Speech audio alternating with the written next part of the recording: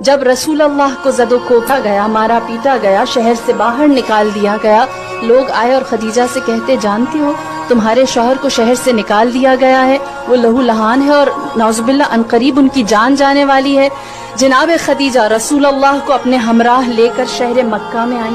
اپنے گھر کی جانب جب آپ چلتی ہوئی آ رہی تھیں تو دوبارہ دیوانے لوگ آئے اور آپ کی جانب پتھر مارنے لگے۔ جناب خدیجہ یہ اس زمانے کی خاتون تھی جہاں آپ سب جانتے ہیں عورت کی وقعت کیا تھی، اونٹ پر قربان ہو جاتی تھی 100 عورتیں۔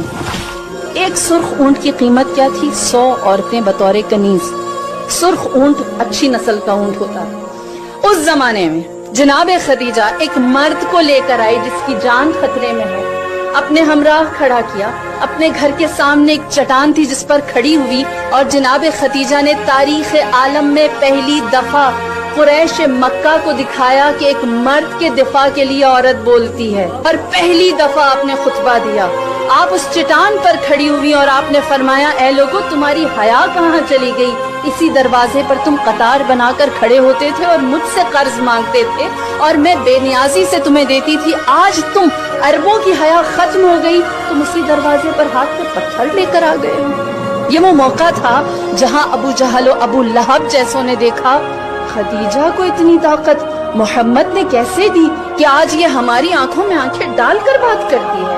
اور جناب خدیجہ کی ہیبت، وقار، کلام کے اندر لہجہ اور آپ کا سخن، فصاحت اور بلاغت اور میں یوں کہوں اعتماد ایسا تھا کہ سب بپھر گئے، کوئی محمد کو کچھ نہ کہہ سکا، سب جان گئے اب خدیجہ صرف مالدار نہیں ہے، اب اس کی طاقت صرف دولت نہیں ہے، اب خدیجہ کے پاس ناز کرنے کے لیے محمد ہے، اور اس کا اعتماد اب وہ مال و دولت کی بنیاد پر نہیں۔ لہٰذا عورت پہلی دفعہ سامنے طاقتور ہو کر آئی، قریش مکہ جان گئے کہ اب یہ وہ عورت نہیں رہی۔